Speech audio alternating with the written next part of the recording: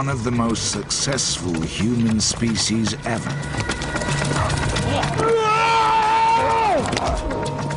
For 250,000 years, they dominated Europe, a continent ravaged by ice ages and stalked by wild animals.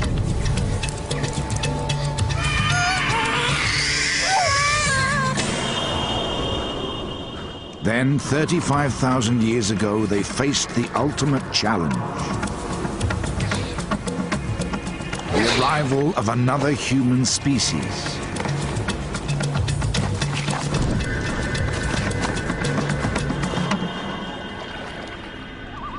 This is the story of the last time two different species of human shared this planet. Only one of them would survive.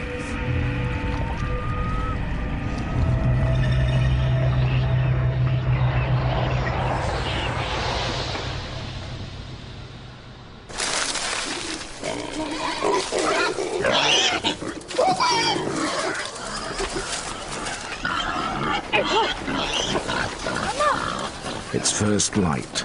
The daily routine has already begun.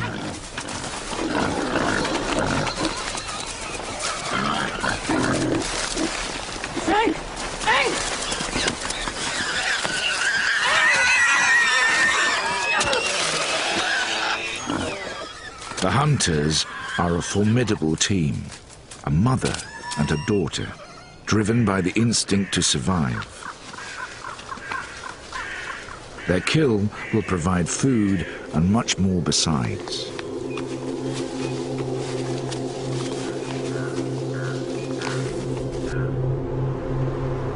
"35,000 years ago, southern France was a cold and unforgiving place to live.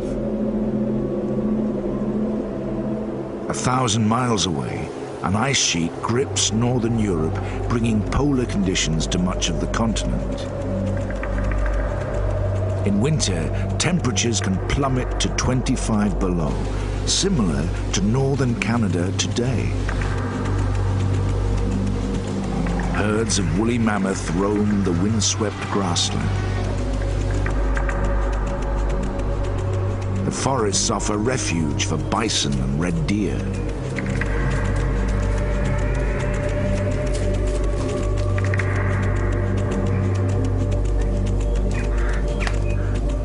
And limestone caves provide shelter for the people of this valley.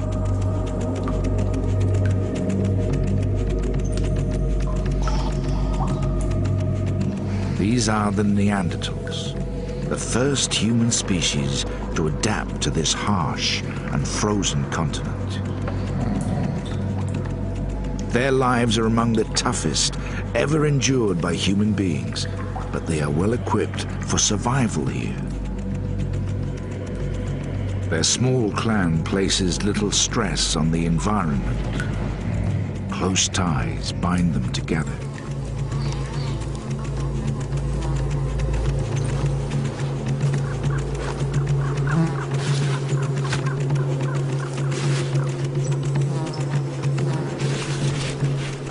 Protection from the freezing cold comes from animal skins cleaned and worn as clothing.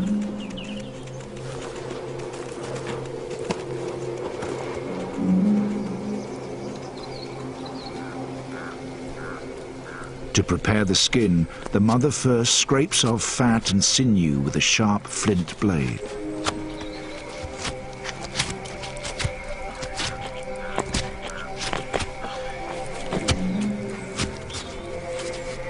She uses her teeth as a vice. Her face is designed to spread the stress evenly around her skull. Her teeth are worn from many years of use.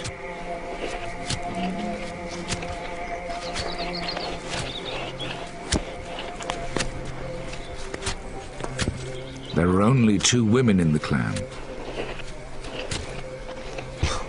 An old man, 3 adult males and a young boy make up the 7-strong family group.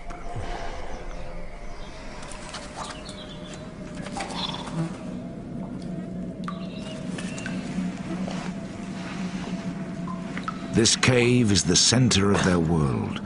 Within its walls, they sleep, eat, butcher meat, and even defecate.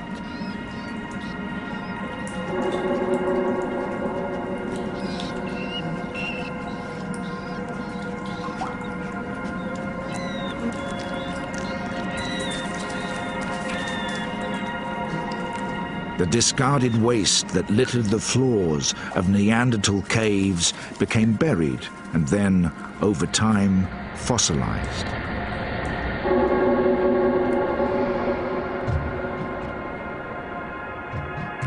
It has become priceless evidence that has revolutionized our vision of the Neanderthals.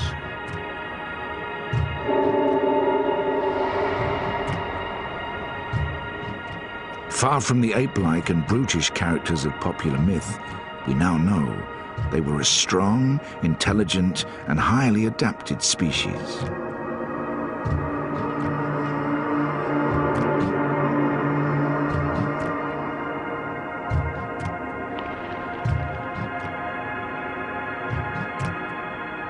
The latest scientific techniques have revealed incredible details about their lives.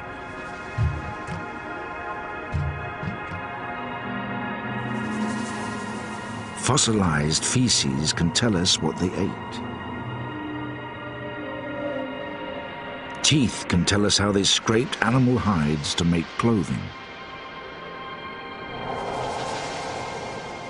Fractured and withered bones reveal how their lives were plagued by injury and disease. And even how some met violent and unexpected deaths.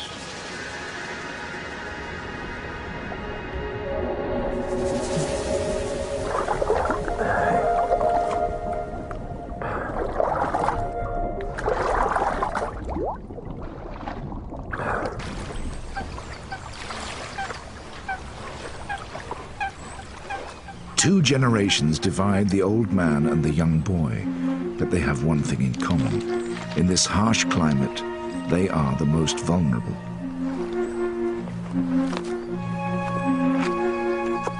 Childhood is the most dangerous time. Nearly half of the Neanderthal fossil record consists of children under the age of 11. Oh, Margot!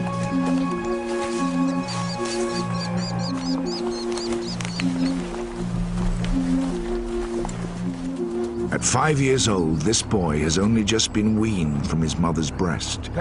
Yet his brain is the size of a modern-day adult.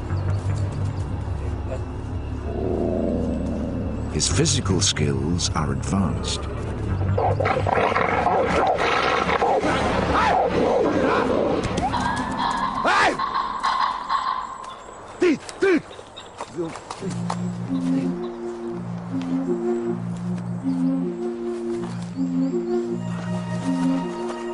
It's just as well. In an environment like this, you either grow up quickly or you die.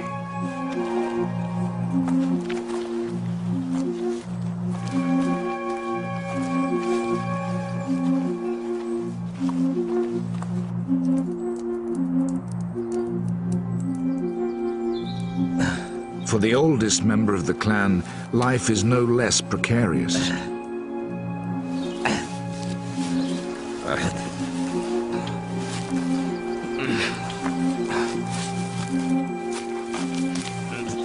He's 43 years old, but injury and exertion have broken his body, hastening old age. Already he's living on borrowed time. 4 out of 5 Neanderthals never get to see their 40th birthday.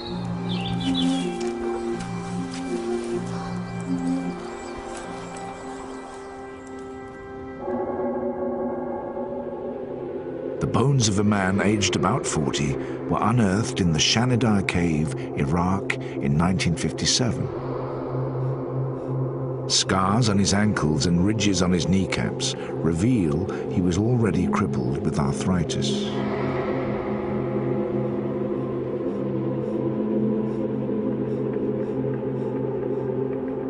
He had multiple fractures to his upper right arm.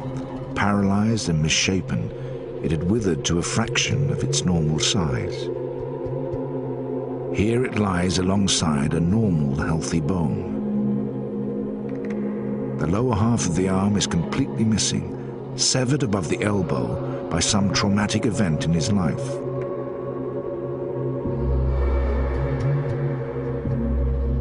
Close examination of his skull reveals the cause of these injuries. It's almost invisible to the naked eye, but the left side of his skull shows signs of a serious fracture. The subsequent brain damage would have paralyzed the right side of his body and may have blinded him in one eye.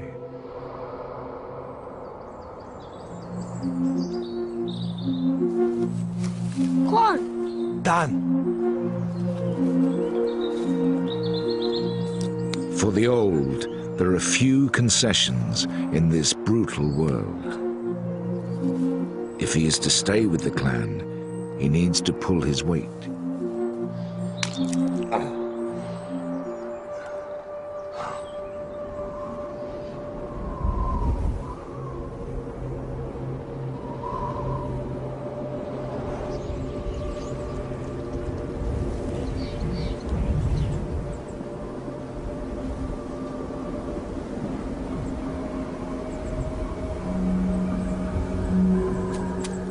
Neanderthals are a territorial species.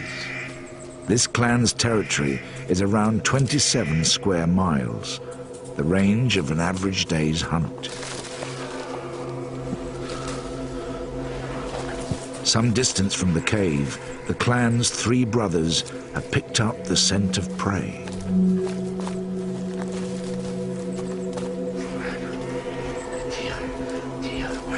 The oldest brother is the leader, the strongest and most experienced. He orchestrates the hunt.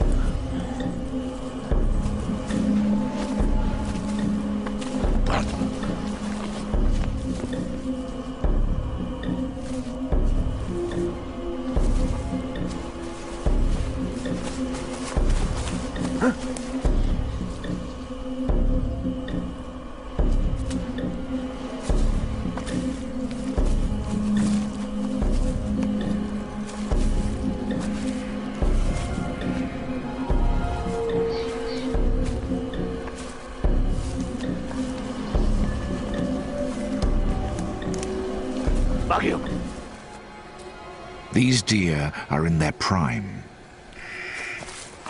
Nutritionally, they're more valuable than old or sickly prey, but also much harder to catch.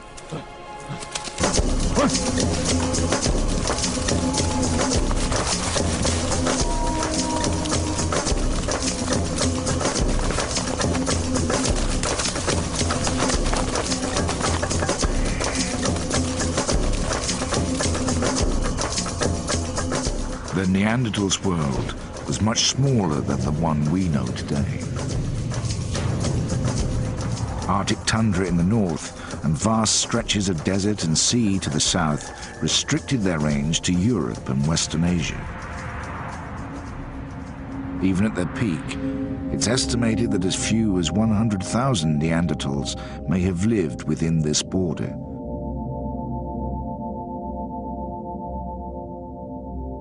Bones and artifacts have been found as far south as Israel, in Uzbekistan and the Ukraine in the east, in Poland, Germany, and even Wales in the north, to Portugal in the far west. But southwest France was one of the most densely populated regions, home to as many as 3,000 Neanderthals.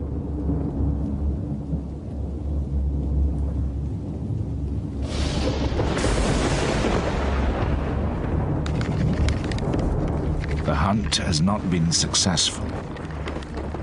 Darkness has fallen and the men are stranded on the edge of their territory. If they are to survive a night away from their cave, they must make a fire.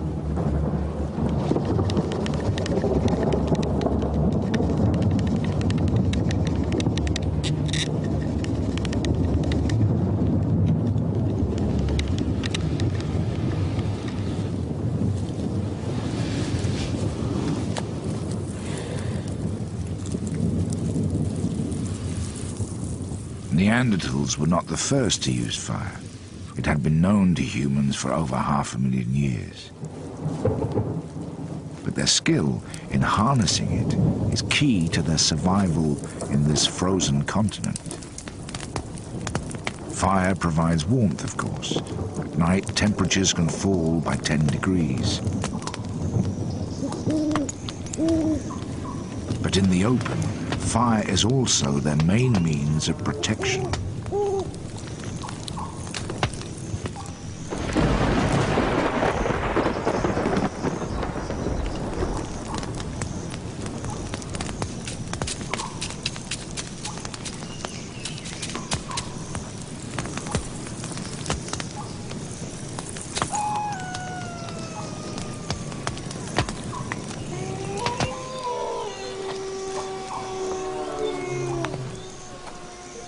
Leopards and wolves, cave lions and bears stalk this part of France.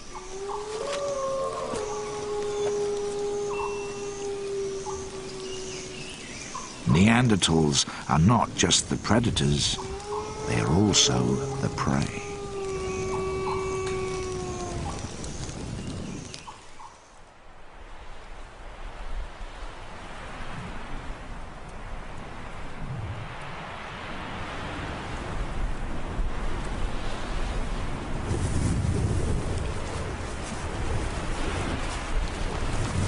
Early next morning, the hunt begins again.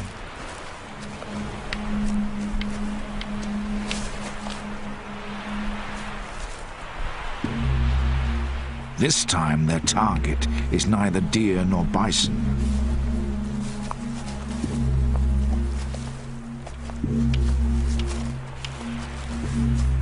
On the border that divides their territory from the next, the brothers have stumbled upon another kind of prey.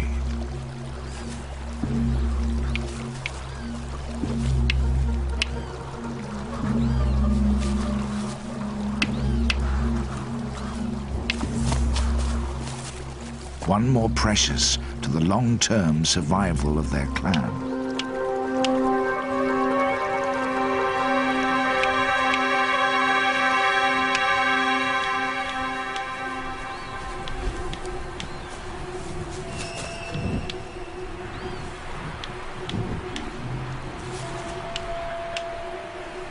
The size of their caves and the debris unearthed within them suggest that Neanderthals lived in very small groups, perhaps no more than 25, and sometimes as small as 8.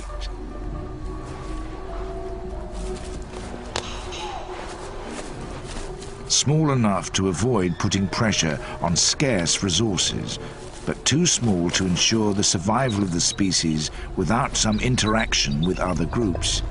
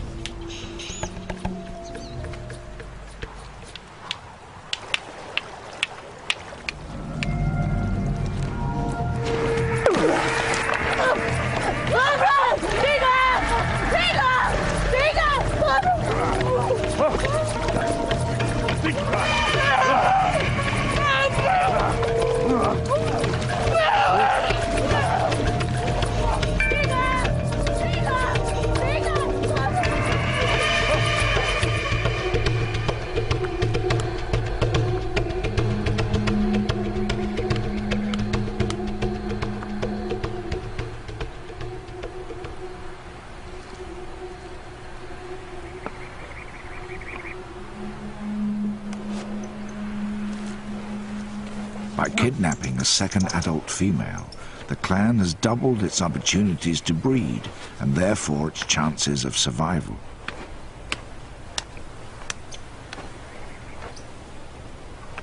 The fact that Neanderthals were territorial makes it likely they were male kin bonded, organized around fathers, brothers and sons. It's a child. Women were probably transient, moving from clan to clan.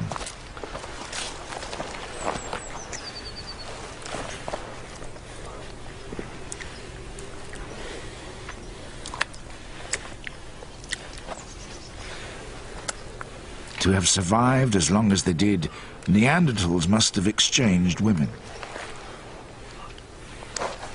Some of these exchanges may have been voluntary. But in such a closed society, it's likely that some encounters were like this one, forcible and potentially violent.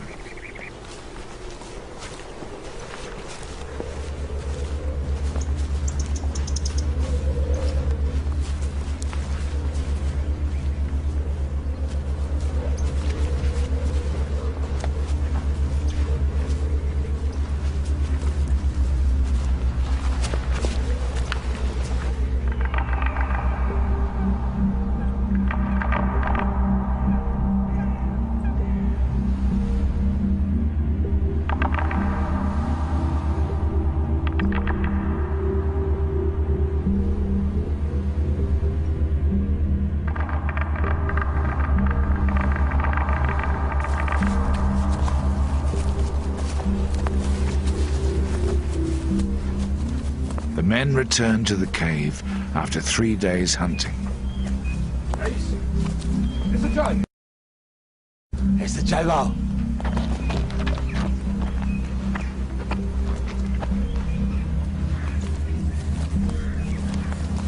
Their catch is unexpected. Margot.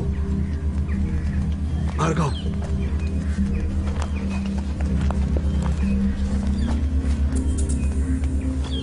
To the dominant female, the newcomer poses a threat to her position in the clan.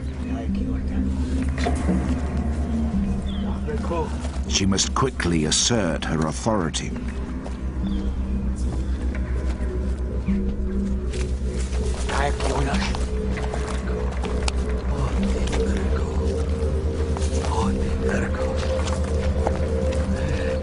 For the new arrival, this is likely to be a terrifying experience. Everything about this clan is alien to her. Mama, give me. Yes. Their smell, their clothes, their hair.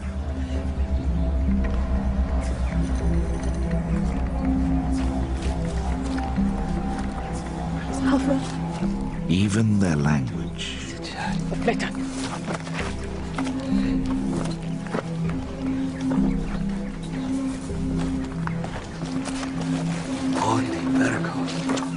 For years, many scientists believed that Neanderthals did not possess language. Mama, give me. They assumed that, like other primates, they communicated using only gestures and calls.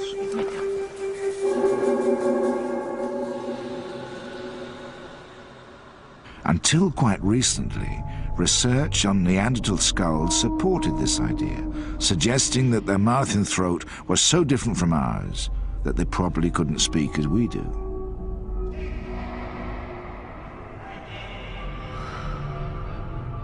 But in 1983, a discovery at Kebara Cave in Israel turned this debate on its head.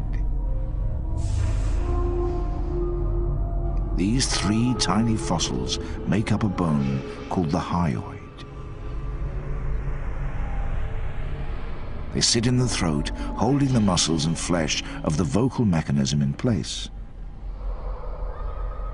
The Neanderthal hyoid is almost identical to ours and is the most compelling evidence yet that their throat was designed for speech. It may well have been more limited than ours, but it now seems certain that Neanderthals had a language of their own.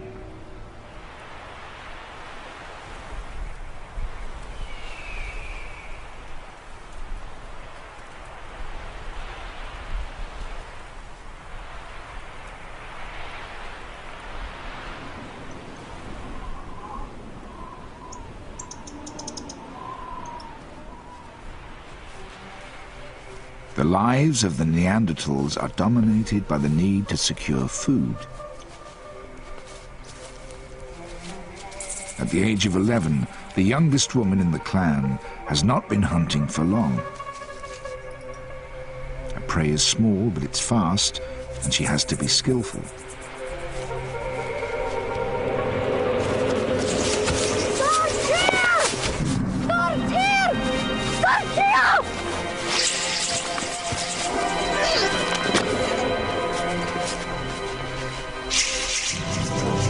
The next decade or so will be her prime hunting years, assuming, of course, that she lives that long.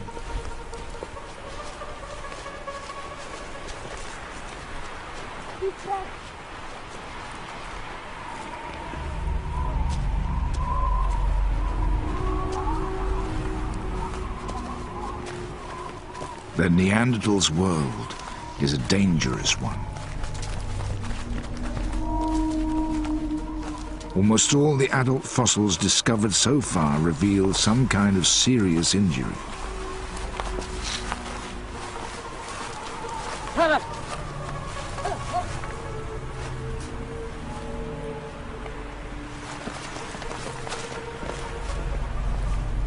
Wild animals provide one threat. The treacherous landscape provides another.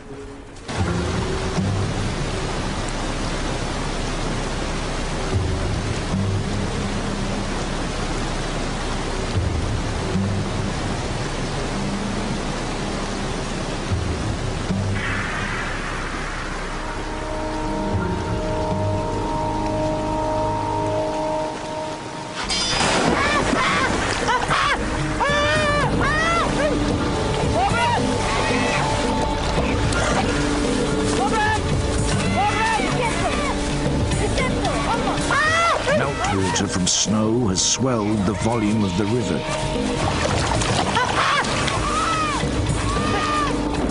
In this freezing water, the newest member of the clan will only survive a few minutes.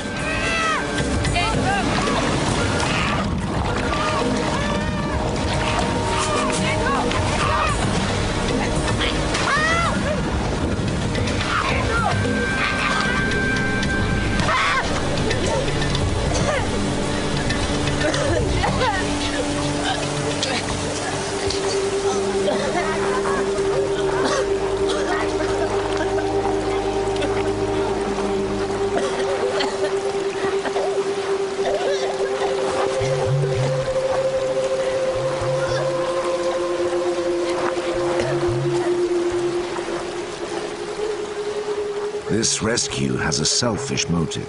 The clan need the new female too much to let her die.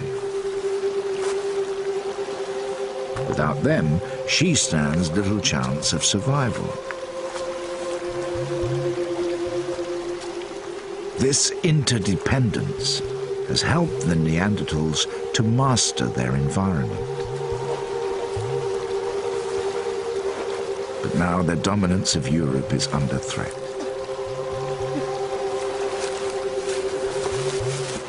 In the last few thousand years, a new species has arrived here.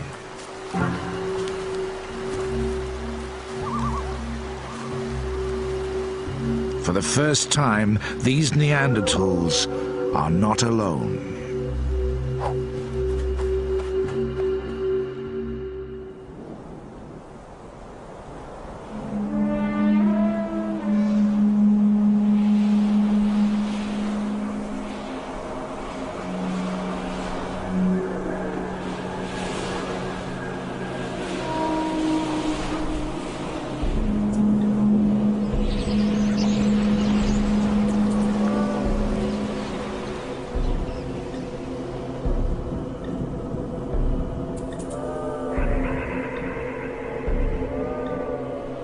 The men have returned to the hunt.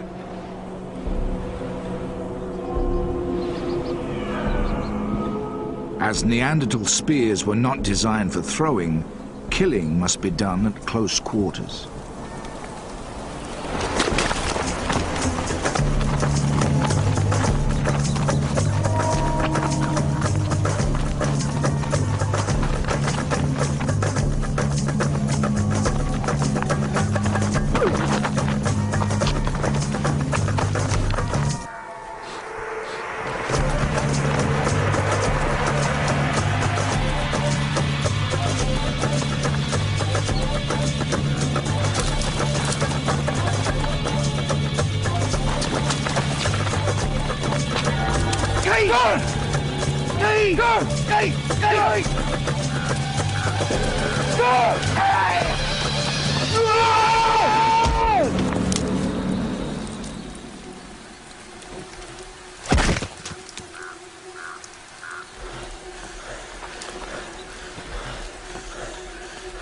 Driving the deer over a cliff makes it less likely that the men will injure themselves.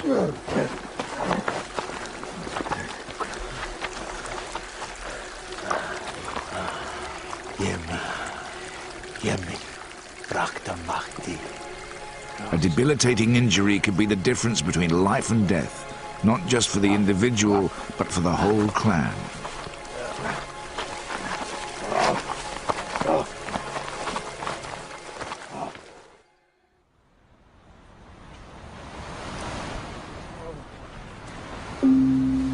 All that remains is to carry the kill the 6 miles back to the cave.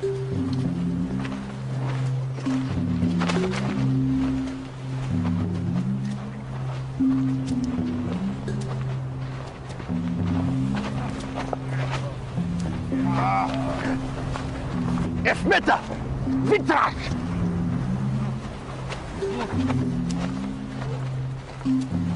But Neanderthal bodies are powerhouses. They've evolved to take this kind of strain.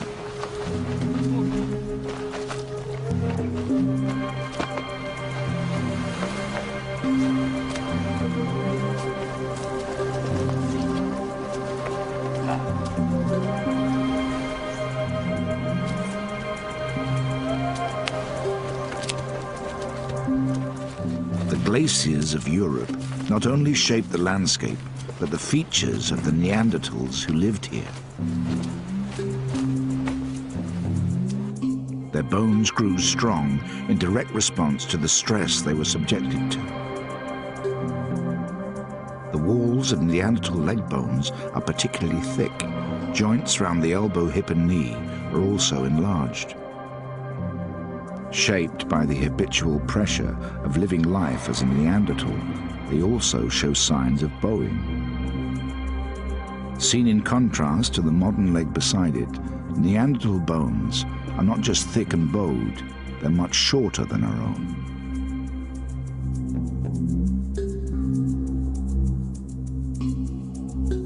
Short, heavy bodies reduce the skin's surface area, helping to maintain a high body temperature.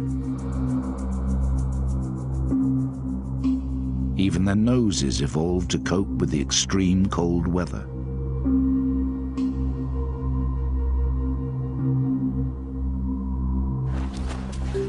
Their nasal cavities are larger than our own and contain extra capillaries and mucus to warm and moisturize the air, preventing damage to fragile internal tissue.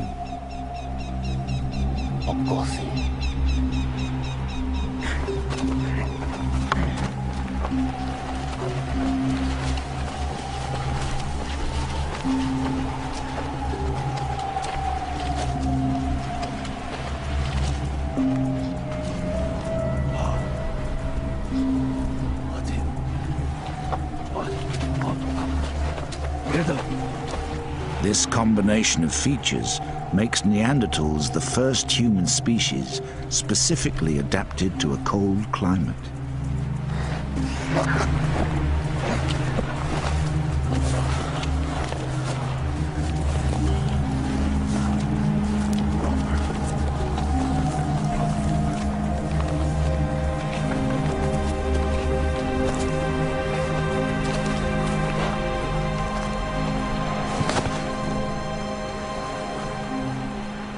To our eyes, their faces may look ugly, but they are a triumph of evolutionary adaptation. Jeder.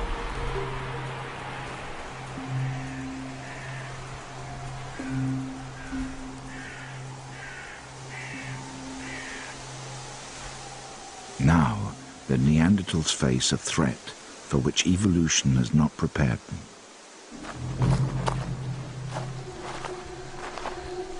Physically, these strangers are not so well adapted to the bitter climate, but they have other advantages. They've evolved new ways of living together and new ways of thinking. They are Homo sapiens, known in Europe as the Cro-Magnons. They're distantly related to the Neanderthals.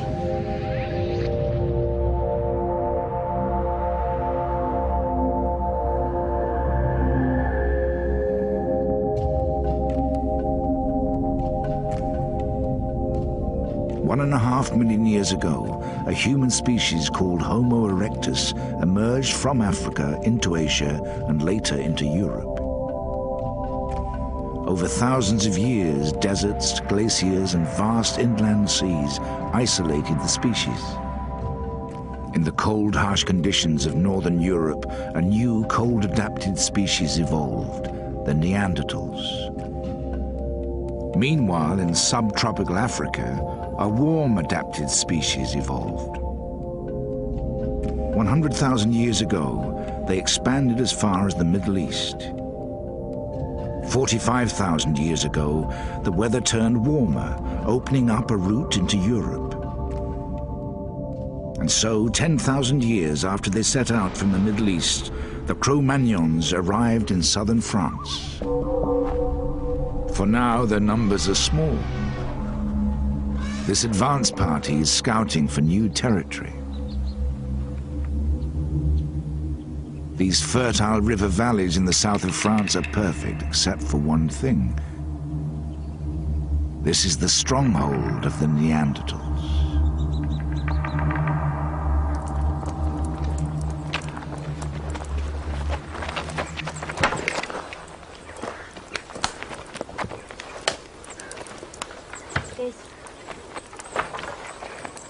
The fresh kill is a welcome sight.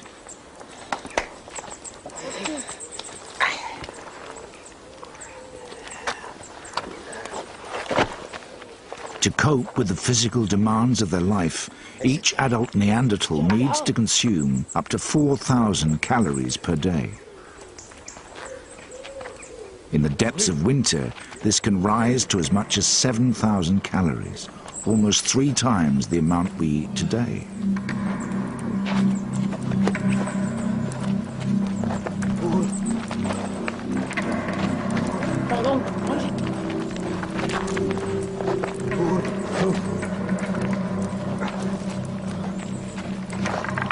As he makes the first incision, the eldest brother stakes his claim. An adept butcher, he uses a razor-sharp flint to slice through the deer's belly.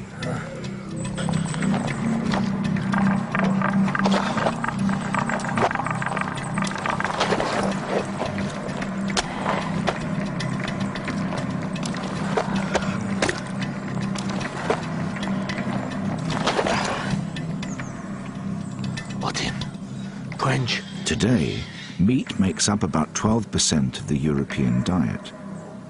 The Neanderthal diet was very different. By analyzing ground-up pieces of bone, we can tell a lot about what Neanderthals ate. Extremely high levels of carbon and nitrogen confirm that meat made up the bulk of their diet.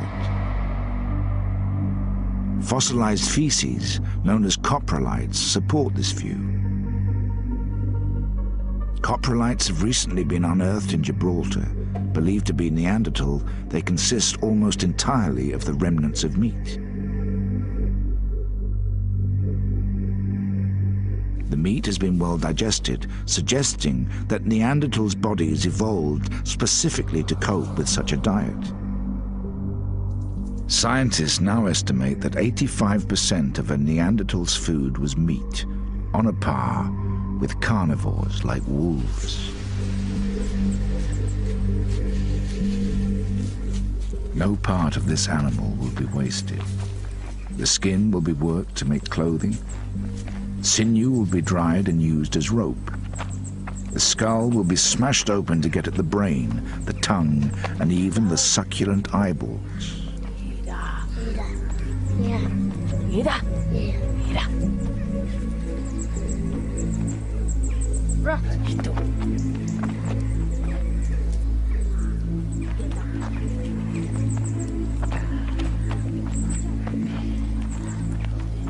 The old man is hungry.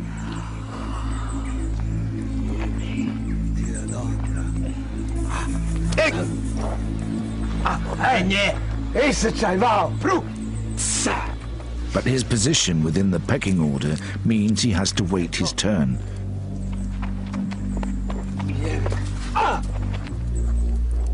Meanwhile, the youngest member of the clan has learned that it pays to be an opportunist.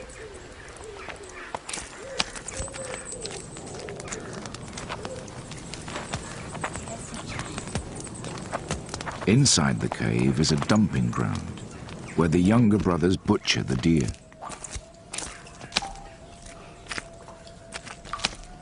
They break its neck and sever its limbs. It's a messy job. Blood, gristle, and the remains of other carcasses cover the floor and walls.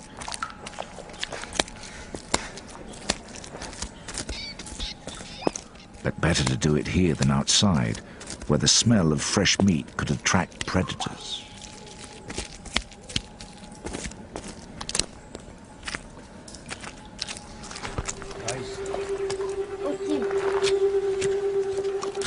Like other carnivores, a special combination of enzymes in Neanderthal stomachs allows them to consume large quantities of raw meat. Tim. But cooked meat is more digestible and nutritionally less wasteful. The intense heat of the fire breaks down the protein and fat molecules, allowing them to be rapidly absorbed by the body. It's safer too. The heat kills off parasites and deadly bacteria. The Neanderthals' ability to cook gives them the edge over the other predators that share their world.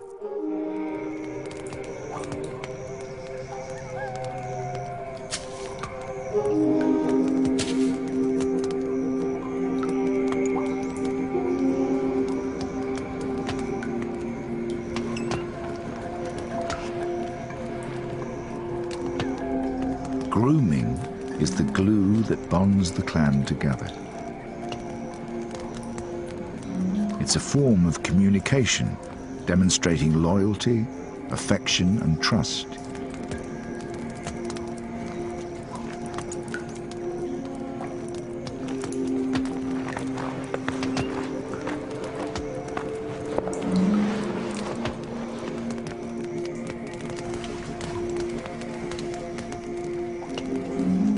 Intimate contact of this kind is immensely pleasurable. The clan can spend up to 4 hours a day relaxing under each other's touch.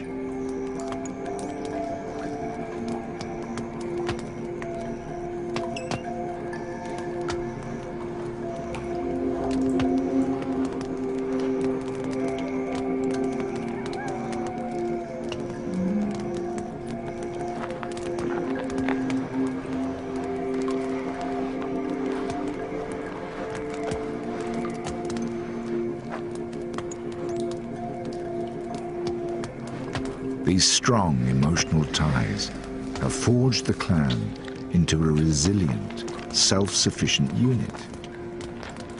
This unit has ensured their survival until now.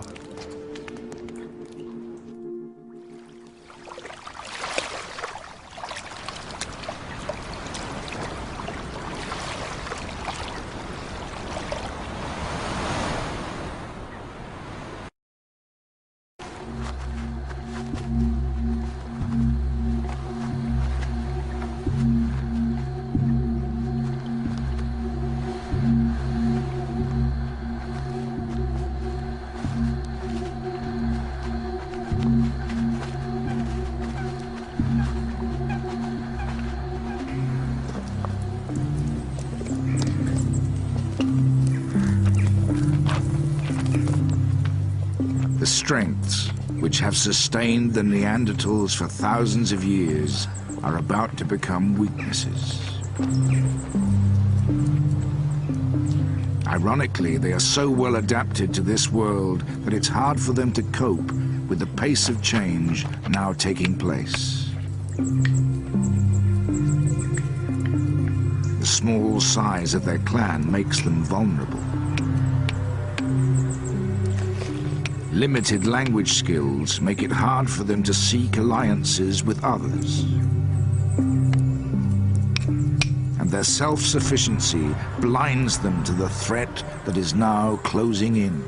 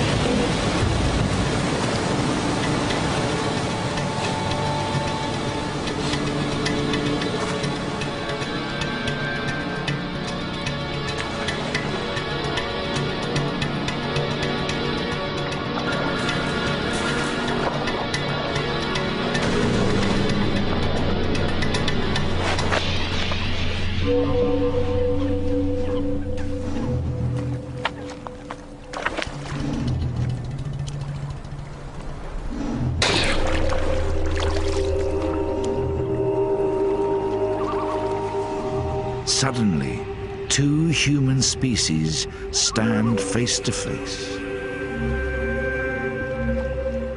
How will they react to each other? In this harsh world, is it possible for them to coexist? A fight for survival is about to begin.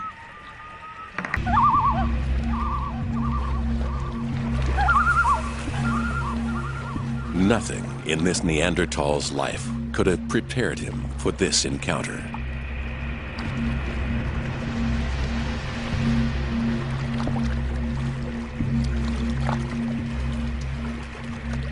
The stranger doesn't just look different. He thinks and acts in ways which are quite alien to a Neanderthal. He is a new species of humanity.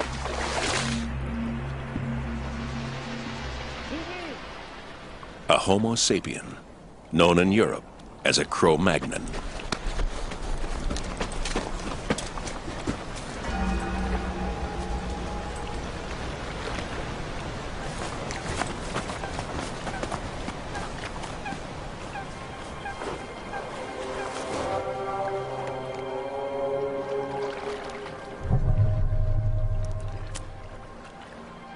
Seeing is one thing.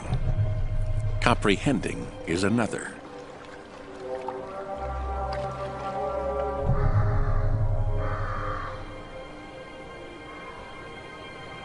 Alt 4.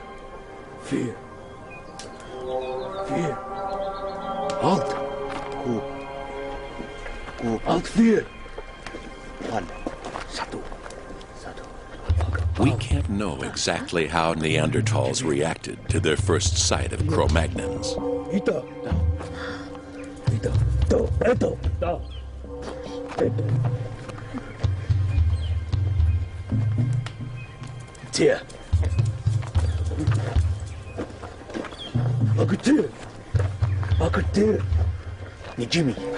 But coming from such a sheltered world, it may be that they simply did not understand the significance of what they saw.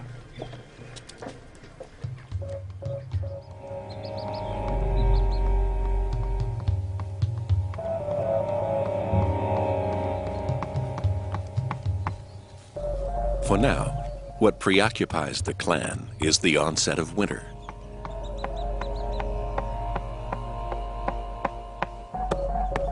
They are one of the smaller clans living in this part of France. The old man and the young boy, 3 adult men and 3 women are the entire family group.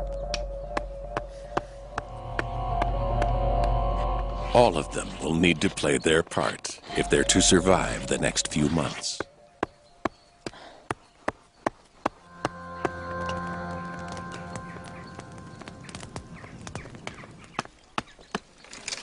This hazel branch will make an excellent spear. But the young female will soon be taking a break from hunting. She's almost 8 months pregnant.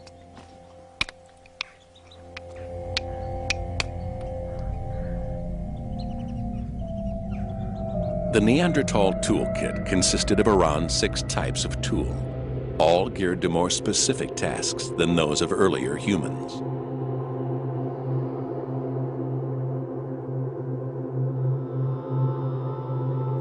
Hand axes, shaped to fit snugly in the palm of a hand, acted as a multi-purpose tool used to crush bones and cut wood.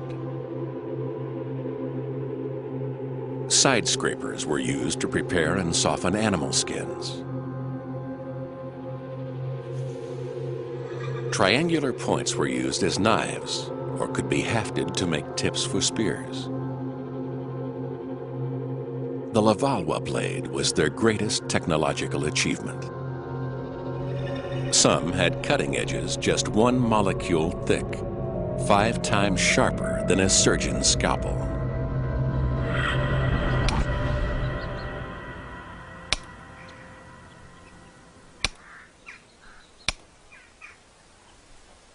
Within the clan, tool-making skills and knowledge are passed down from one generation to the next.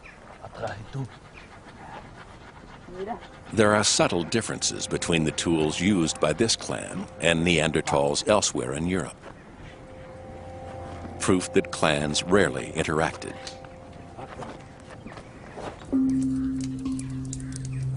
The dominant female strengthens her spear in the flame. It's an effective weapon, but not a new one. It's been around for 500,000 years, even longer than the Neanderthals themselves.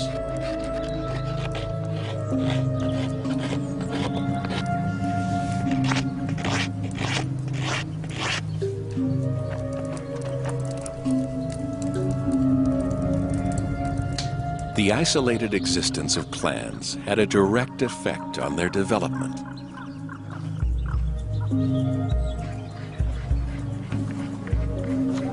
Limited interaction meant there was little chance to exchange new ideas and techniques.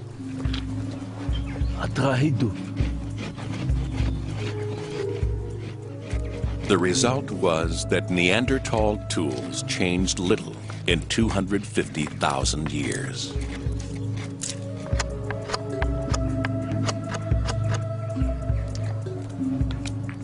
The dominant male uses tree resin to fix the point to the shaft of his spear, and sinew to bind it. It's a sophisticated weapon, capable of lacerating the thickest hide, but it's too heavy to throw very far and exposes him to the dangers of close-quarter hunting.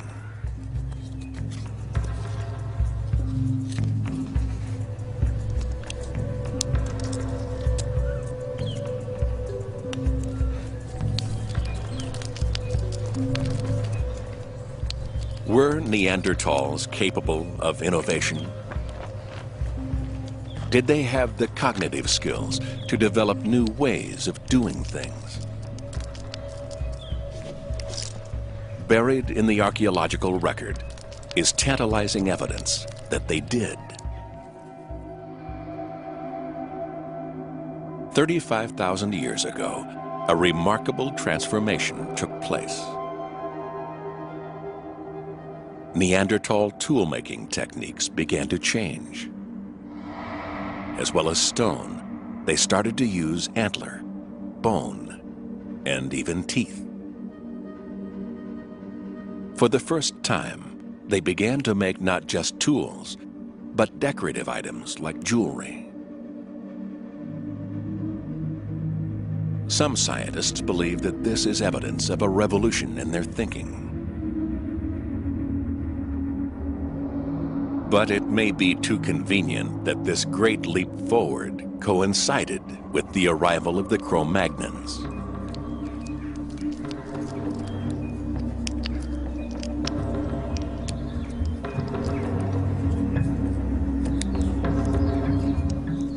the Neanderthals may simply have been copying Cro-Magnon techniques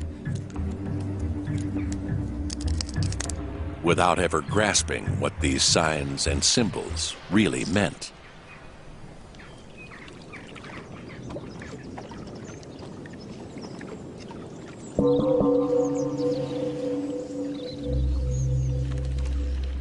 The Cro-Magnons possessed a weapon more powerful than anything the Neanderthals had devised.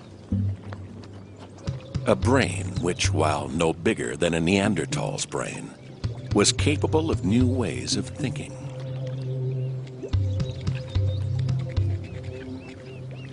Body paint and jewelry are just the outward manifestations of something far more profound.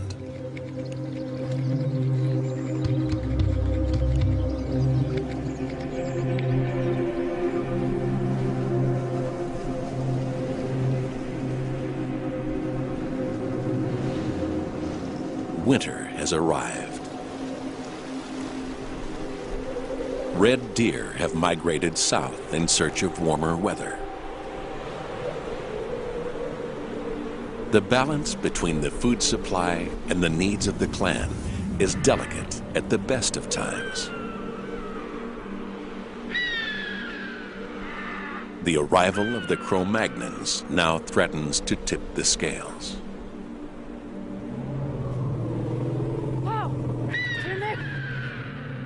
Food has become even more scarce.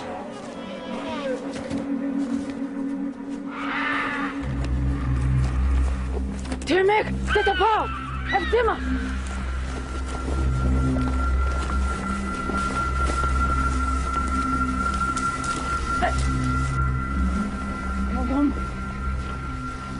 Killing a mammoth is a dangerous undertaking. For these women, one of them heavily pregnant, the risk is too great.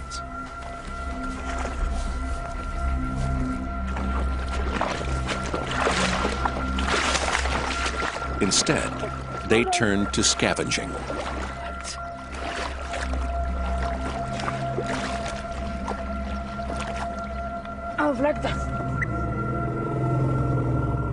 Scavenging meat is not ideal. An animal that's been dead for some time can harbor dangerous bacteria.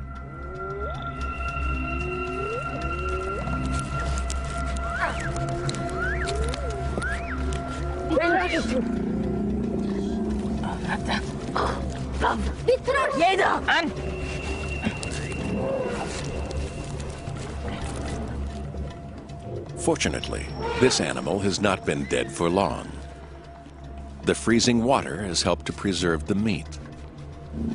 The women will use fire to thaw it out.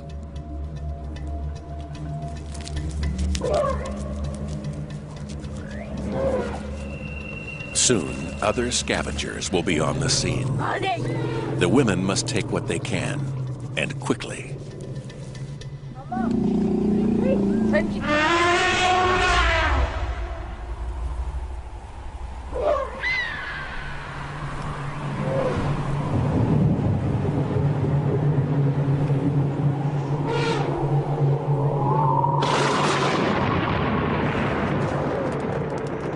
As day turns to night, temperatures plummet below zero.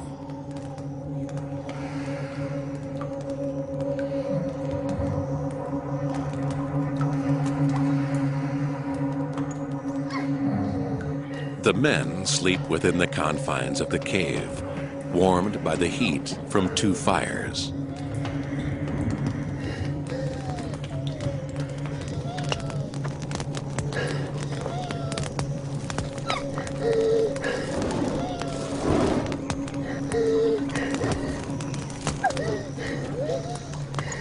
But for the clan's women, there will be no rest tonight.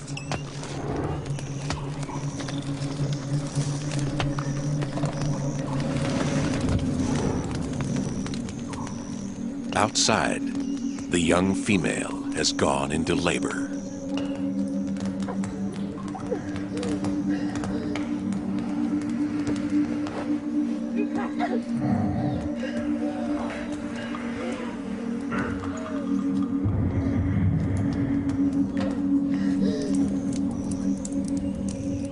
This is a dangerous time for her. Neanderthal babies were bigger than babies are today.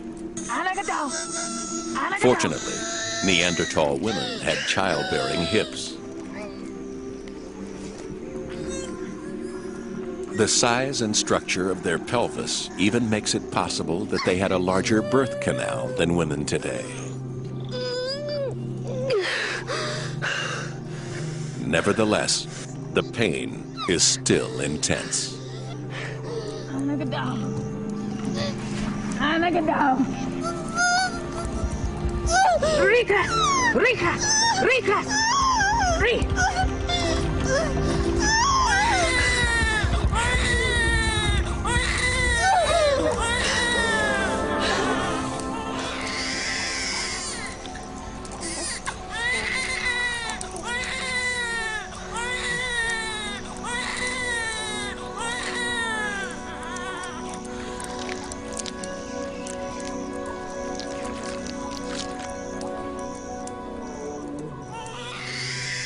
The baby has been born safely.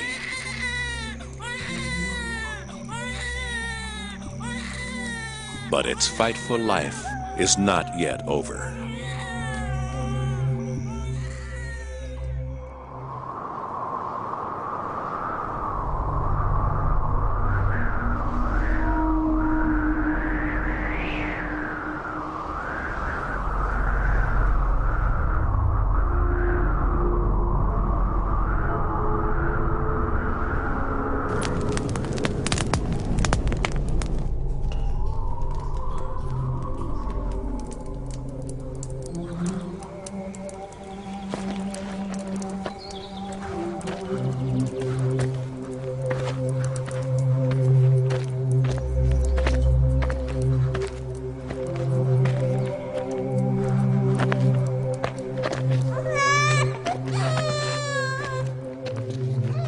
The baby has arrived in the depths of winter.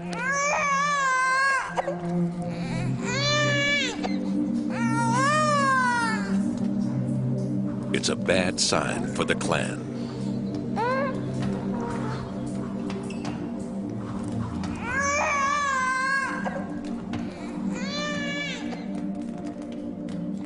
The new mother will breastfeed her child for the next 5 years. Breastfeeding is nutritionally expensive. She'll need around an extra 1,000 calories a day to produce enough milk for her baby. And during this time, she will be less able to hunt.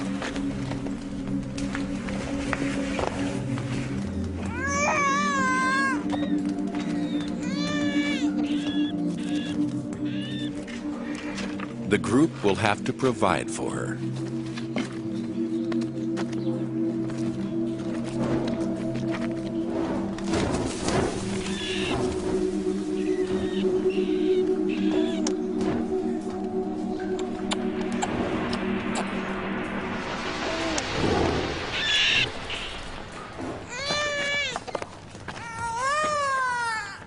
As the weather grows colder and food scarcer, it's a burden they can ill afford to bear.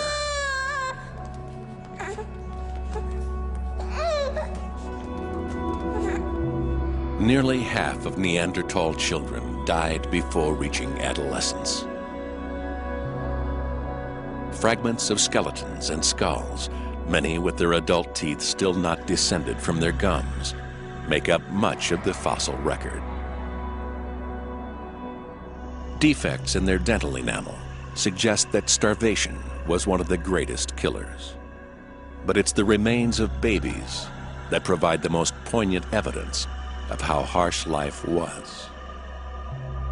Tiny skeletons have been found in shallow pits, suggesting that their untimely deaths were mourned. However, at a site in Israel in 1983, the skeletons of 2 babies were discovered among animal carcasses and waste, implying that they were not valued and may not have died of natural causes.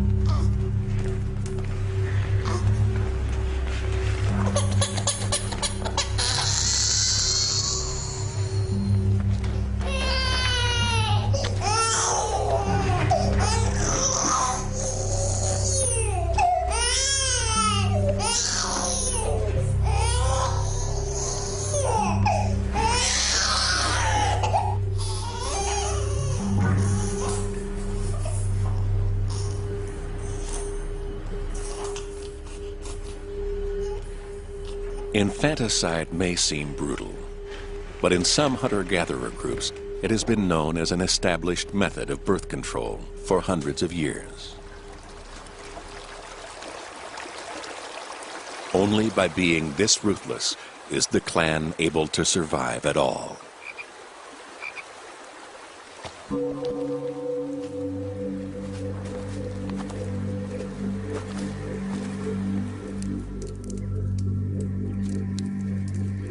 Now, the balance between life and death is becoming even more fragile.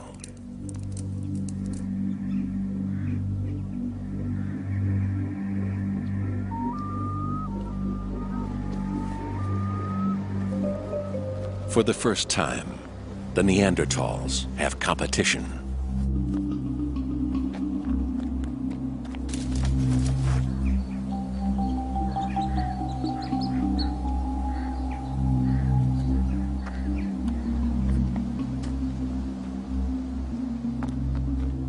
The Cro-Magnons have different strategies for survival.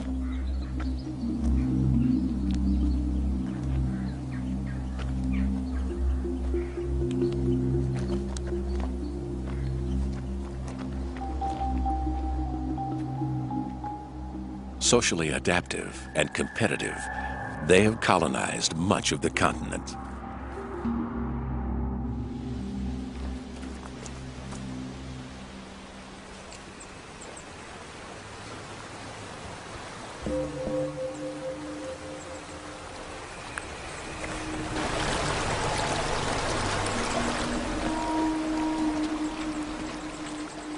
Small and self-sufficient, the clan is unlikely to seek confrontation with the Cro-Magnons.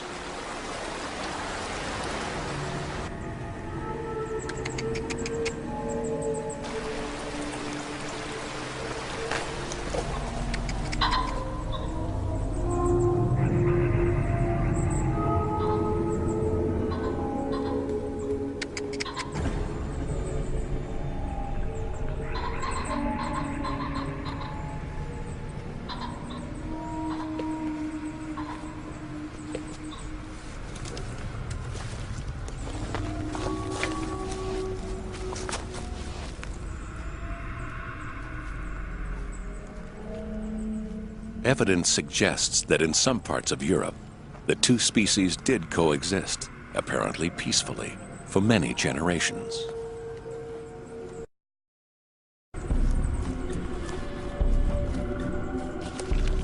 However, in this part of France, the shift from Neanderthal to Cro-Magnon settlements was much more dramatic.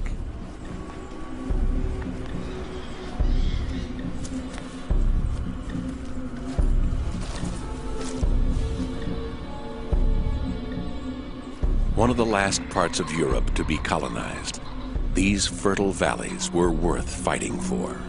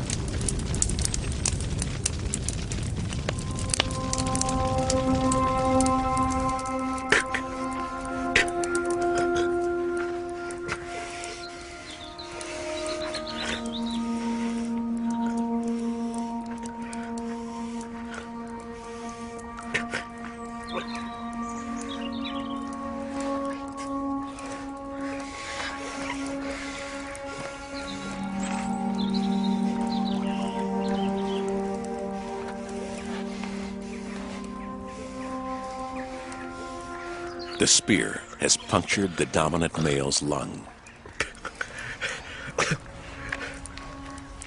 He's lost a lot of blood, and his life hangs in the balance.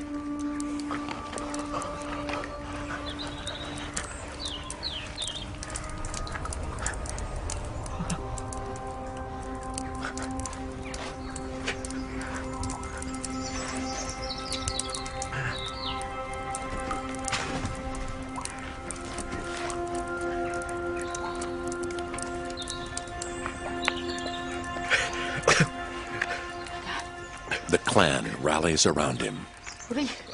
Their whole future is at stake.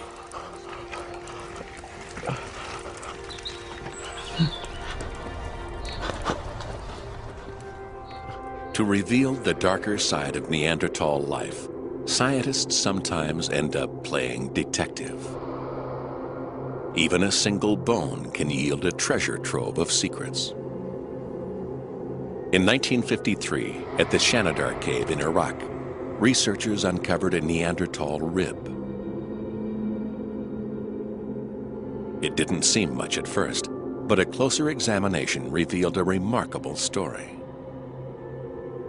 A tiny groove on the surface of the bone proved to be a cut. A weapon had penetrated between the 8th and 9th rib, slicing the bone and puncturing the lung, implying that the victim had been stabbed. Though badly wounded, he did not die immediately. The buildup of bone reveals that the wound had begun to heal, suggesting that he was cared for by the rest of his group.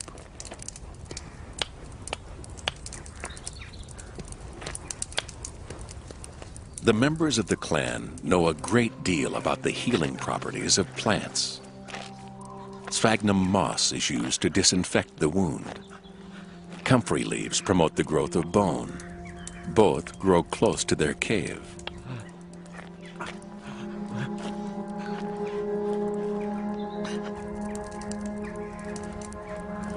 But with an injury this serious, there's only so much they can do.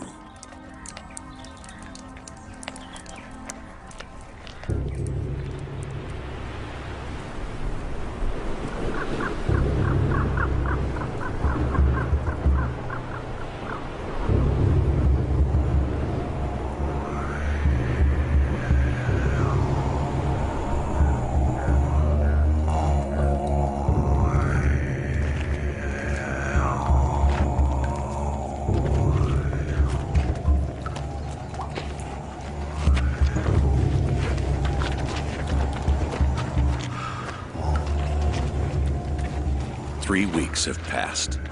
The dominant male is dead.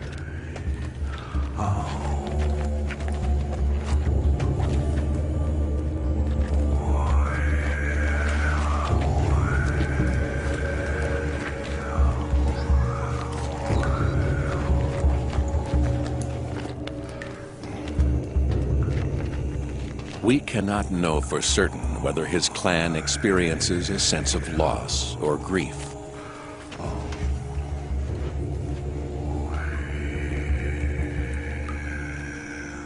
Or whether they have any sense of an afterlife.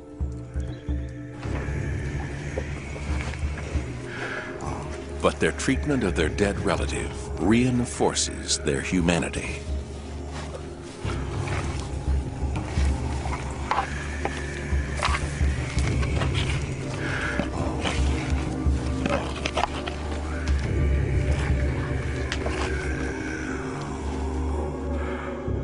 A partial skeleton lies in a shallow pit in the floor.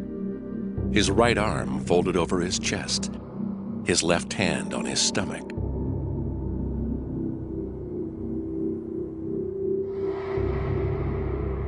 A classic burial position.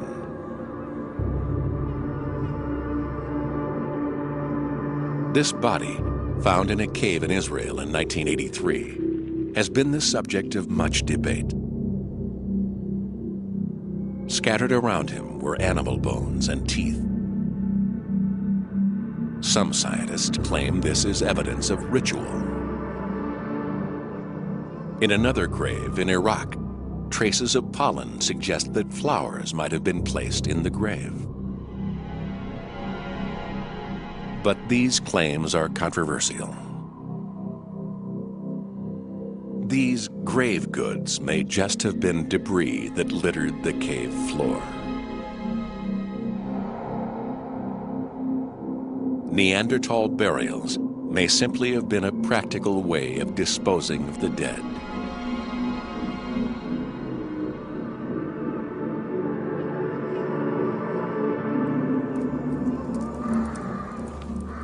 Or was it something more humane?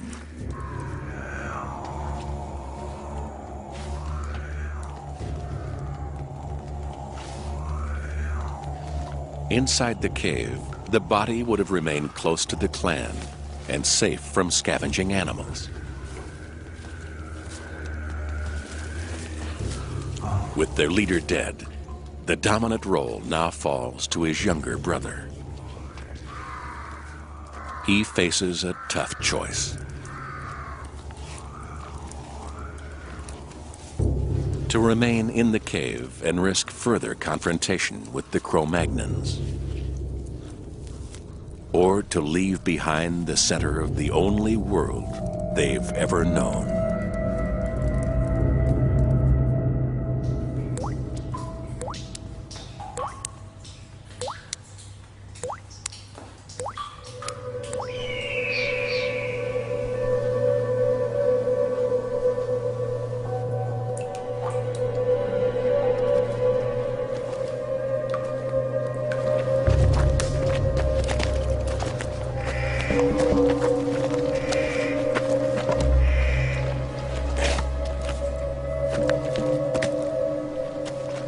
Ange.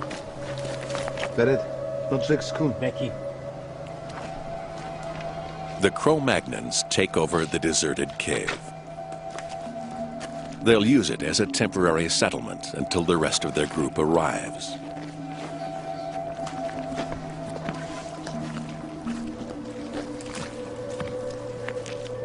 The fossil record shows that Cro-Magnons took over Neanderthal sites and made them their own.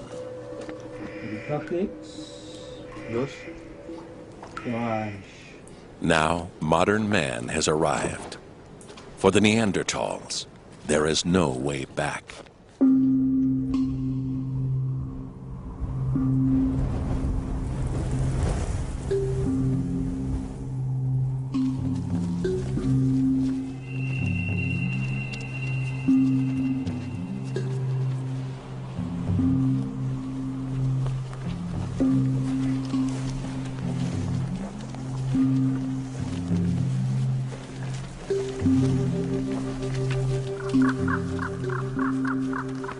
The clan has been driven west toward the coast, out of the path of the encroaching Cro-Magnons and toward the very edge of Europe.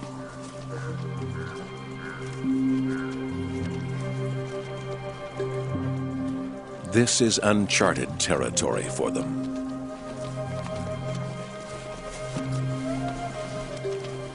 And the further they travel, the more vulnerable they become.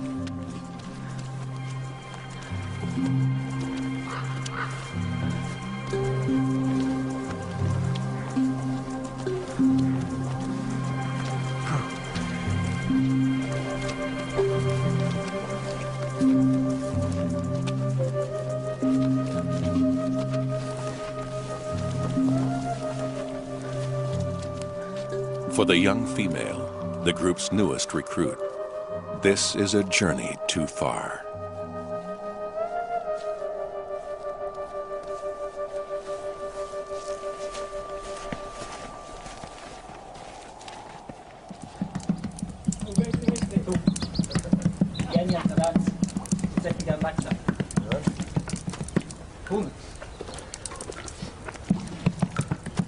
Physically, the Cro-Magnons are less well adapted for life in this cold climate.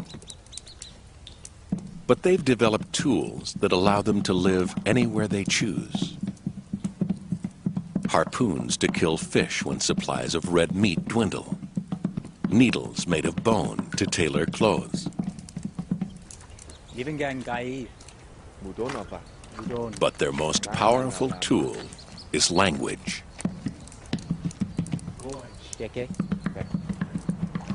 Unlike the Neanderthals, the language of the Cro-Magnons is rich and more complex. It's the trigger for art and culture.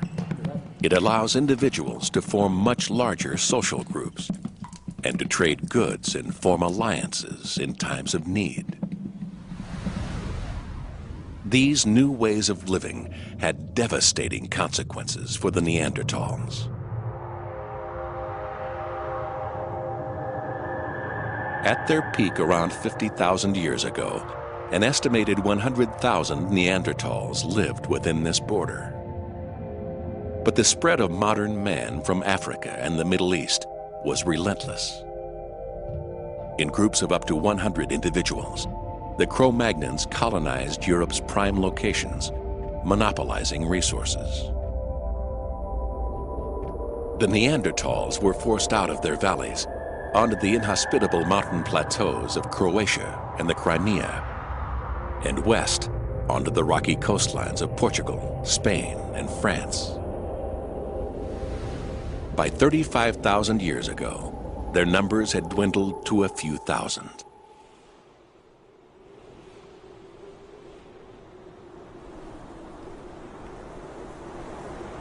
Here on the high ground, there is little vegetation to support animal life, little water, and no natural protection from the weather.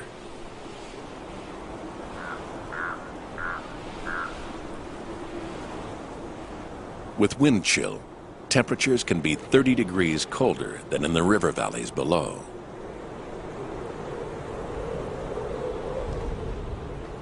With their short, sturdy bodies, Neanderthals are physically more able to survive here than Cro-Magnons.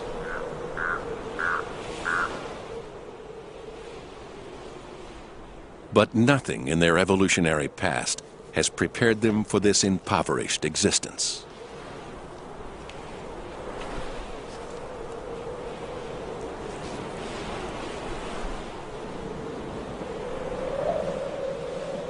They need to eat, but cut off from their territorial hunting grounds, they find it harder to hunt prey. They need to maintain their population, but cut off from other Neanderthal clans, they find it harder to reproduce.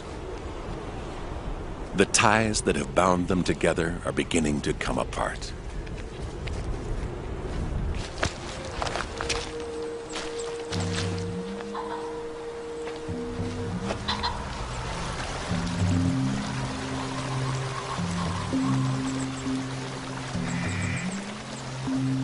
Strong, close-knit, isolated, self-sufficient.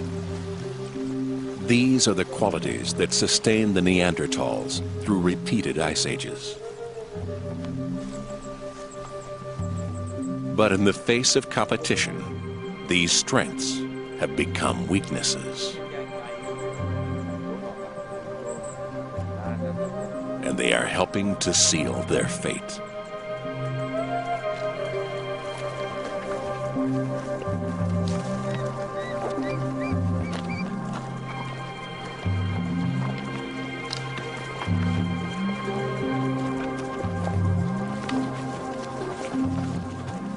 When the end finally came, it wasn't genocide or even a natural disaster.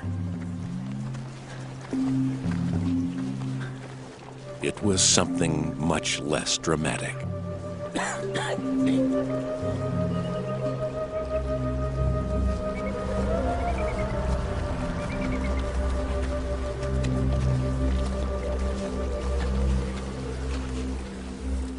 Neanderthals were simply outcompeted by a species which came up with better strategies for survival.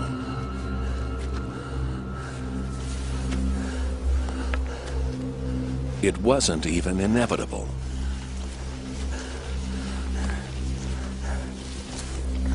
Had Neanderthal birth rates been only 2% higher, or their mortality rates 2% lower, they might not have become extinct at all.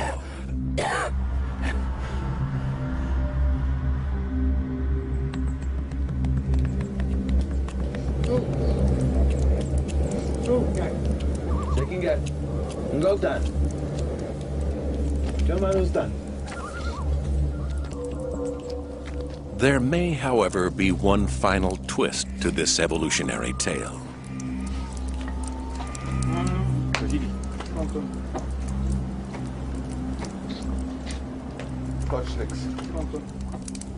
Physically and culturally, the Neanderthals and Cro-Magnons were worlds apart.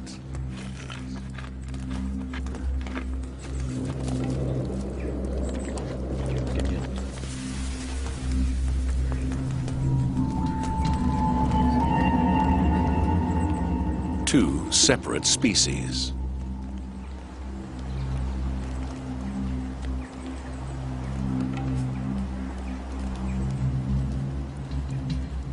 But both human and motivated by the same needs and desires.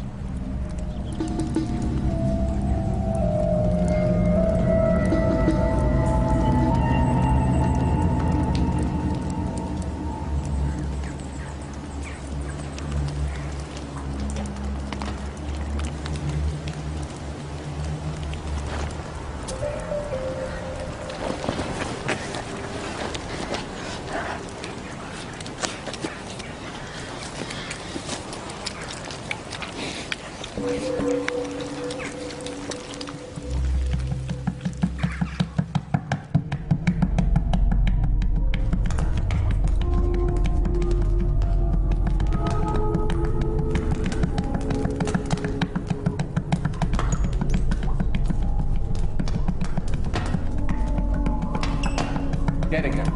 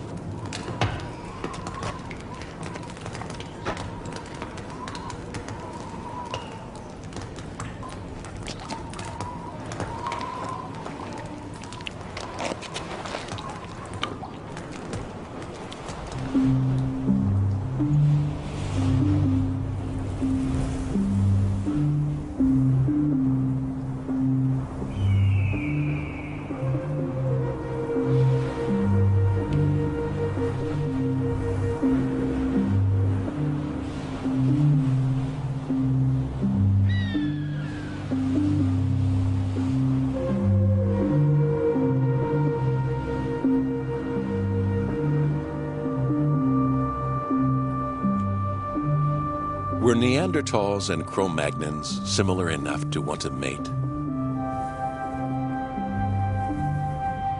And even if they did, were their genes similar enough for a child to be the result? We'll probably never know.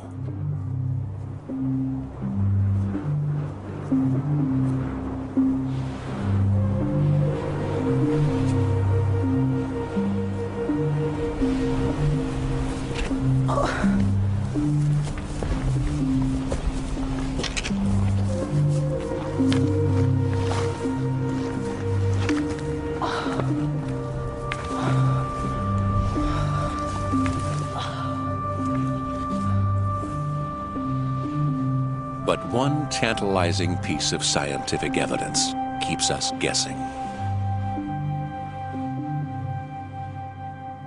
In 1998, in Portugal, archaeologists unearthed the remains of a 4-year-old child. Its body had been stained with red ochre and buried in a shallow pit. Deer teeth and a pierced shell were found close to the child's body. Small front teeth and the pointed chin seemed to confirm that this was a Cro-Magnon child. But the rest of the skeleton tells a different story. The limbs were short and strong, like those of a Neanderthal. Yet the Lapido child died about 3,000 years after Neanderthals are believed to have become extinct. Could this child be a hybrid, half Cro-Magnon and half Neanderthal? Scientists are still undecided.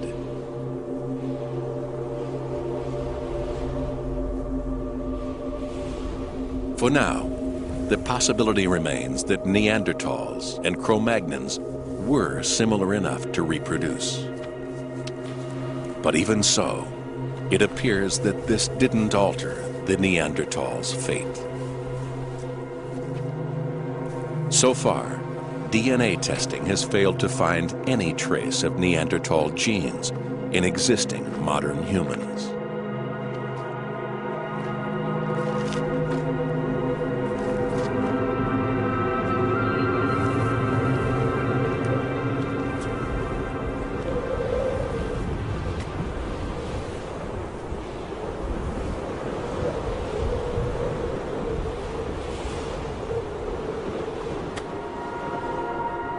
Around 30,000 years ago, in the remote outposts of southern Spain and Croatia, the last Neanderthals died,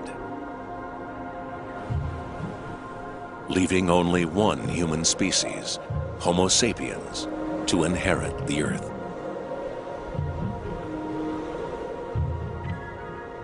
We've outlived the Neanderthals by less than 30,000 years. They survived 250,000 years, enduring the harshest climate the world has ever known.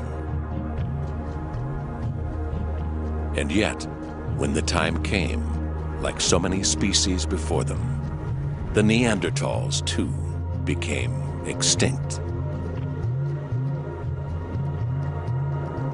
Our staying power has yet to be tested.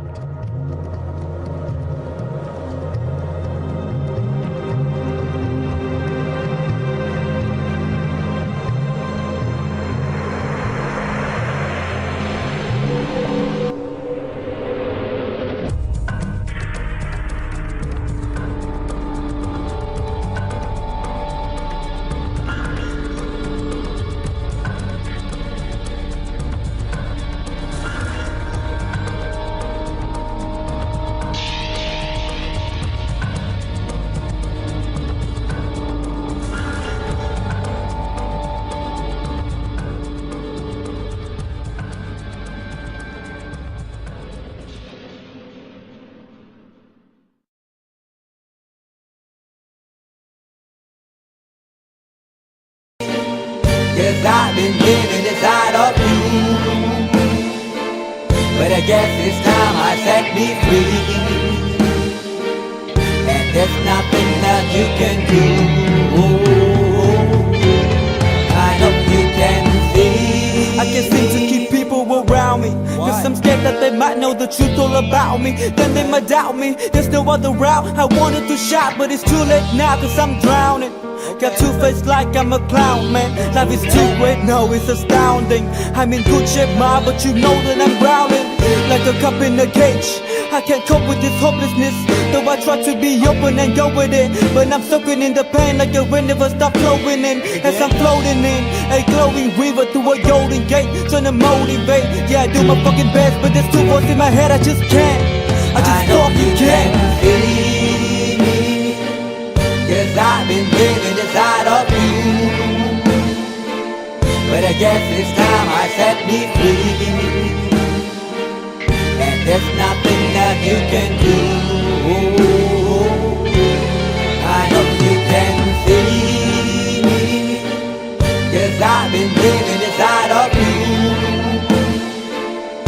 guess it's time I set me free. And there's nothing that you can do. I hope you can see. Big, what you looking like this? You be fine, trust me, just in time we get along. No, leave me alone. Why yes, can you see that you are alone, big? We're now sitting in our own throne, big. We need nobody, can you see it through? But it's not you who I should be listening to. Guess what, big? Nobody fucking needed you. No, and nobody fucking needed me. Yeah, they never needed us. Like when they nailed Jesus up, there's no fucking heaven that they don't believe in us. But they my friend, I'm the only one that you can trust. Yeah, god damn it, you an idiot. Go online, be a slave for the media. And you forgot what your father said. Are you serious? Look at yourself, big. You fucking idiots. Cause I've been living inside of you. But I guess this time I set me free. Oh, I love this. I love There's this. nothing that you can do. But the guy is always, I see. I know you can see. Can you see it, big? There's no one else. Cause I've been living inside of you. You have to accept it. But I guess this time I set me free. And there's nothing that you can do.